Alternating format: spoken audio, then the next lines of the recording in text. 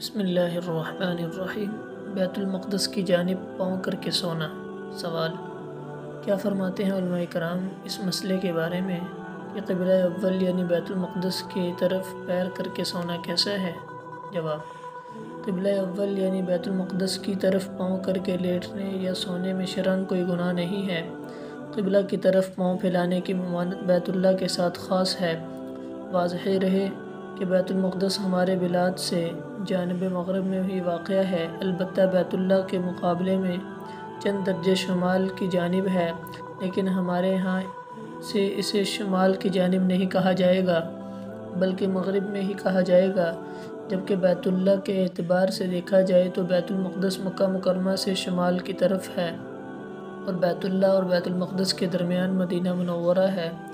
بعض روایات میں قضاء حاجت کے دوران دونوں قبلوں کی طرف رخ اور پیٹھ کرنے کی ممانعت منقول ہے، لیکن اس کی وجہ یہ ہے کہ اگر بیت المقدس کی طرف رخ یا پشت کی جائے تو بیت اللہ اس کی جانب مقابل میں ہوتا ہے، لا محالہ بیت اللہ کی طرف پشت یا رخ ہو جائے گا، لہذا ایسے علاقوں میں بیت الخلاء میں بیت المقدس کی طرف رخ یا پشت کرنے کا مطلب بیت اللہ کی بے ادبی ہے، اس لیے اس کی ممانعت ہوگی۔